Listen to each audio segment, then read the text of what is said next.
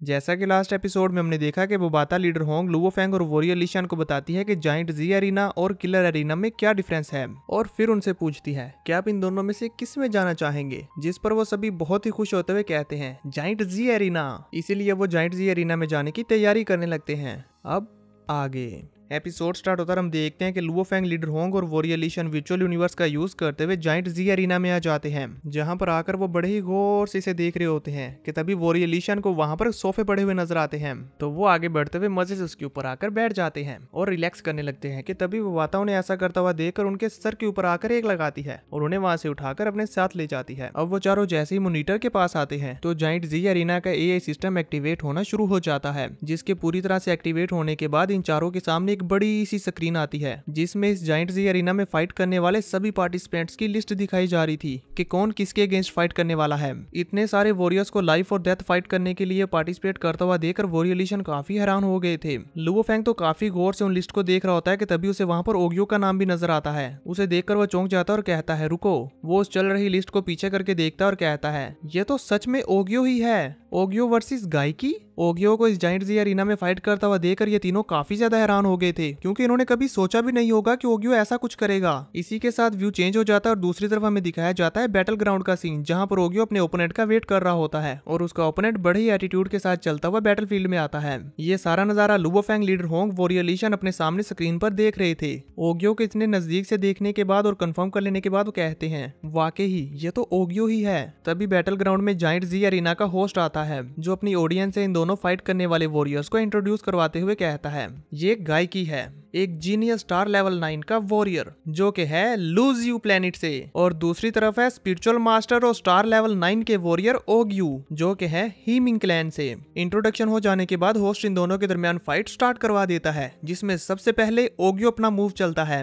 और अपनी spiritual power का यूज करते हुए अपने डैगर्स को बाहर निकालकर अपने ओपोनेंट पर थ्रो कर देता है, जिन सभी डैगर्स को गाइकी बड़े ही आराम से अपनी शील्ड और स्वॉर्ड को यूज करते हुए निगलेक्ट कर देता है, और फिर बड़ी स्पीड के साथ आगे बढ़ते हुए ओग्यू के ऊपर अपनी शील्ड को थ्रो कर देता है, जिसे ओग्यू अपने वेपन से रोकने की कोशिश करता है, लेकिन उस शील्ड की पावर बहुत ही ज्यादा थी, जिस वजह से वो उसे रोक नहीं पाता और उसे अपने वेपन और अपनी स्पिरिचुअल पावर का इस्तेमाल करते हुए उसे साइड की तरफ हटा देता है। कि तभी इतने में गाइकी उसके बहुत ज्यादा करीब आ चुका था, तो वो अपनी स्वॉर्ड से ओग्यू के ऊपर हमला करना शुरू कर देता है, जिसे ओग्यू बड़ी मुश्किल से डॉज करता है। गाइकी की स्पीड इतनी ज्यादा होती है कि वो तो ओग्यू को संभलने का मौका भी नहीं देता। अभी ओग्यू उसके स्वॉर्ड अटैक से बचकर खुद को संभाल ही रहा होता है कि तभी वो फिर से अपनी शील्ड को उसके ऊपर थ्रो कर देता है, जिसे ओग्यू ने किसी न किसी तरह करके अपने वेपन को सामने करके ब्लॉक कर लिया था। कि तभी इतने में गाइकी फिर से बड़ी स्पीड के साथ आगे बढ़ते हुए ओगियो को एक जोरदार टक्कर मारता है। ओगियो पीछे हटते हुए अपने वेपन के सहारे अपनी बॉडी को संभाल लेता है और इसी के साथ अपने ओपोनेंट के ऊपर बड़ी स्पीड से अपने स्पेयर को थ्रो कर देता है। ओगियो का ये स्पेयर बड़ी तेजी के साथ गाइकी को हिट करने ही वाला होता है कि तभी गाइकी अपनी आइस डोमेन को एक्टिवेट कर देता है, जो कि इतनी ज्यादा पावरफुल होती है कि ओगियो का वेपन वहीं हवा में ही फ्रीज हो जाता है। इवन इस वेपन के अंदर के छोटे छोटे पार्टिकल्स भी जम चुके थे। आप यहीं से अंदाजा लगा सकते हैं कि गाइकी की ये आइस डोमेन कितनी ज्यादा पावरफुल है। इसने कुछ ही मिली सेकंड में ओगियो के स्पेयर को डीप तक फ्रीज कर दिया था। इवन इसके साथ साथ ओगियो की बॉडी भी पूरी तरह से फ्रीज हो चुकी थी, जो देखकर बाहर बैठी हुई ऑडियंस बहुत ज्यादा हैरान हो गई थी कि ये आखिर कैसे हुआ। लुओ फेंग, लीडर होंग और वॉरियर लिशन भी काफी परेशान हो चुके थे। वहीं बैटलफील्ड में गाइकी सारे ग्राउंड को फ्रीज करने के बाद ओगियो की तरफ आगे बढ़ते हुए कहता है तुम बहुत अच्छे ओपोनेंट हो, पर अनफॉर्चुनेटली ये जाइंट जी एरिना है। ये कहते हुए वो अचानक से दौड़ लगा देता और अपनी स्वॉर्ड के साथ ओगियो की बॉडी को टुकड़े टुकड़े करने ही वाला होता है कि तभी हमें ओगियो की बॉडी के अंदर दिखाया जाता है उसके स्पिरिचुअल सी में, कि उसके स्पिरिचुअल सी में हलचल हो रही होती है। जबकि गाइकी को ओगियो की तरफ बढ़ते हुए देखकर लुओ फेंग तो बहुत ज्यादा घबरा गया था। तभी दूसरी तरफ ओगियो के स्पिरिचुअल सी में उसके जितने भी प्लैनेट्स थे वो सभी के सभी डिस्ट्रॉय हो जाते हैं, और हमें यहाँ पर पता चलता है कि ओगियो ने ब्रेक थ्रू कर लिया है, जिसकी वजह से अब वो यूनिवर्स लेवल पर पहुंच चुका है। पोस्ट भी अनाउंस करता है अमेजिंग, ओगियो अपना ब्रेक थ्रू करके यूनिवर्स लेवल 1 पर पहुंच गया है। लुओ फेंग, लीडर होंग और वॉरियर लिशन भी एकदम से चौंक जाते हैं, जबकि गाइकी जो कि ओगियो की बॉडी को डिस्ट्रॉय करने ही वाला था, कि तभी ओगियो की बॉडी में से इतनी ज्यादा स्पिरिचुअल एनर्जी निकलती है कि गाइकी खुद को संभाल ही नहीं पाता और पीछे हटाता है। ओगियो के ब्रेक थ्रू को होता हुआ देखकर वो भी समझ चुका था। ऐसा लगता है कि इसने ये बैटल अपनी लिमिट्स को पुश करने के लिए ज्वाइन की थी, ताकि ये ब्रेक थ्रू करके यूनिवर्स लेवल पर पहुंच सके। जिस पर ओगियो भी अपनी पावर्स को रिलीज करते हुए उसे कहता है हाँ तुम सही सोच रहे हो, मेरे बॉस को यूनिवर्स लेवल की पावर चाहिए ताकि वो अपने होमलैंड को बचा सके, इसी वजह से मुझे ये करना ही पड़ा। ये कहते हुए ओगियो अपनी पावर्स को रिलीज करते हुए गायकी की सारी आइस डोमेन को डिस्ट्रॉय कर देता है, जबकि हम देखते हैं कि लुओ फेंग भी ओगियो की ये सारी बातें सुन रहा होता है। गायकी को ओगियो के ऊपर बहुत ज्यादा गुस्सा आ जाता है और वो कहता है, इससे कोई फर्क नहीं पड़ता कि तुम यूनिवर्स लेवल पर पहुंच चुके हो, मैं अब भी तुम्हें मार सकता हूँ। ये कहते हुए वो अपने अटैक को रेडी करते हुए बड़ी तेजी के साथ ओगियो की तरफ आगे बढ़ता है। तो ओगियो भी उसके अटैक को डॉज करते हुए उसके साथ कॉम्बैट फाइट करने लगता है। थोड़ी देर तक कॉम्बैट फाइट करने के बाद ओगियो उससे पीछे हट जाता है और अपने स्पेयर को अपने पास बुलाता है। हम देखते हैं कि उसका स्पेयर पूरी तरह से आइस में जमा हुआ था, पर अब क्योंकि ओगियो के पास यूनिवर्स लेवल की पावर है, इसी वजह से वो अपनी पावर को यूज करते हुए अपने स्पेयर को पूरी तरह से अनफ्रीज कर लेता है कुछ मिली सेकेंड्स में ही।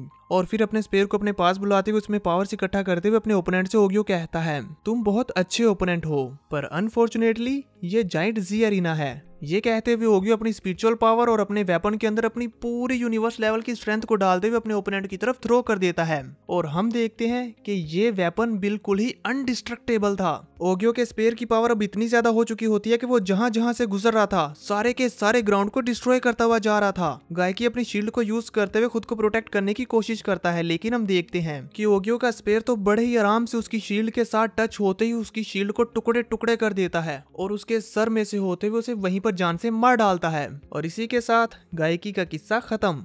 ओगियो को विन होता हुआ देखकर Luo Feng, leader Hong, warrior Li Shan और बोबाता काफी ज्यादा खुश हो रहे होते हैं, जबकि दूसरी तरफ बैटलफील्ड में ओगियो देखता है कि उसके ओपोनेंट की आंखें अभी भी खुली हुई हैं, इसीलिए वो आगे बढ़ते हुए रिस्पेक्टफुली अपने ओपोनेंट की आईज को क्लोज कर देता है। हालांकि वो इसे जान से मारना नहीं चाहता था, पर क्योंकि जाइंट जी अरीना का यही रूल है कि अगर कोई एक दूसरे के साथ फाइट करने आया है तो वो फाइट तब तक चलेगी जब तक इन दोनों में से कोई एक मर नहीं जाता। हम देखते हैं कि ओगियो गायकी की जान लेकर काफी उदास होता है। तभी होस्ट वहां पर आता है और अनाउंस करता है कि ओगियो इस बैटल को जीत चुका है। अब ये सब हो जाने के बाद लुओ फेंग ओगियो को कॉल करता है। जैसे ही ओगियो लुओ फेंग की कॉल देखता है तो वो काफी खुश हो जाता है और कहता है, बॉस। इसी के साथ वो भी वर्चुअल यूनिवर्स में लुओ फेंग, लीडर होंग और वॉरियर ली शन के पास आ जाता है। वहां पर आते ही वॉरियर ली शन सबसे पहले उसके पास जाकर उसके कंधे पर हाथ रख लेते और कहते हैं, तुम तो पहले ही बहुत स्ट्रॉन्ग थे और अब तो तुमने यूनिवर्स लेवल का ब्रेक थ्रू कर लिया है, वेरी इंप्रेसिव। ये कहते हुए वो बहुत खुश हो रहे होते हैं और उसे चेयर अप कर रहे होते हैं कि तभी वो बाता उन सभी से कहती है, स्टार लेवल 9 की पीक पर होने के बाद इतने ज्यादा प्रेशर को यूटिलाइज करते हुए ब्रेक थ्रू करना, हालांकि ये बहुत ही अच्छी टेक्निक है, पर अगर तुम इसमें फेल हो जाते तो तुम मारे जाते। ये वाकई बहुत ही रिस्की है। जिस पर लीडर होंग बोबाता से कहते हैं, जायंट जी अरीना तो है ही लाइफ एंड डेथ बैटल्स के लिए, अगर तुम इसमें जीत कर कुछ हासिल करना चाहते हो तो तुम्हें हार्ड वर्क करना होगा। तभी लुओ फेंग ओगियो का शुक्रिया अदा करते हुए कहता है, अर्थ के सभी लोग तुम्हारे कंट्रीब्यूशन के लिए बहुत ही ग्रेटफुल होंगे। ये कहते हुए फेंग उसके कंधे पर हाथ रखता है तो ओगियो को लुओ फेंग के साथ बिताए हुए सभी पल याद आते हैं कि कैसे हर पल लुओ फेंग ने उनकी केयर की है और उनके बारे में ही अच्छा सोचा है। ये सब सोचते हुए ओगियो काफी इमोशनल हो जाता है और फिर कहता है, मैं बस बॉस के साथ मिलकर फाइट करना चाहता हूँ आपके होमलैंड को प्रोटेक्ट करने के लिए। जिस पर लुओ फेंग उससे कहता है, वो तुम्हारा भी होमलैंड होगा।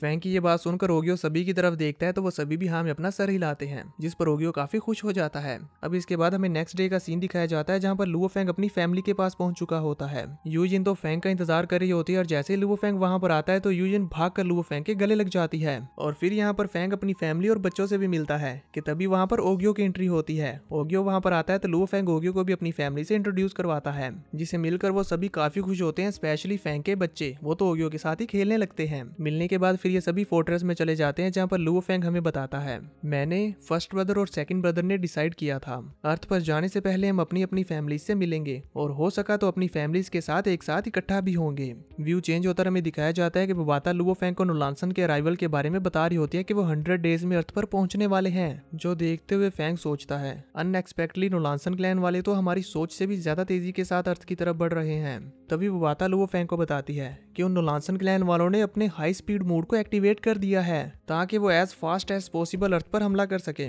सारी सिचुएशन को समझते हुए लुओ फेंग बोबाता से कहता है, हालांकि हमारे पास ज्यादा टाइम नहीं है, पर फिर भी हम इतने टाइम को यूज करते हुए अपनी सबसे ज्यादा स्ट्रॉन्गेस्ट डिफेंस फोर्स को इकट्ठा कर सकते हैं। तभी बोबाता लुओ फेंग से कहती है, मैंने पता लगाया कि नोलानसन क्लैन के उस स्पेसशिप में यूनिवर्स लेवल के सिर्फ कुछ ही मेंबर्स हैं और ये मैंने वर्चुअल यूनिवर्स में नोलानसन क्लैन मेंबर्स के डाटा के थ्रू किया है और सक्सेसफुली उनकी लोकेशन को ट्रैक करने के बाद मुझे उनकी डिटेल्स के बारे में पता चल गया, जिससे मुझे पता चला है कि उनका वो स्पेसशिप जो कि बड़ी तेजी के साथ हमारी अर्थ की तरफ बढ़ रहा है, उसके अंदर 2 यूनिवर्स लेवल के वॉरियर हैं, जिनमें सबसे पहला है ड्यून नोलानसन जो यूनिवर्स लेवल 6 पर है।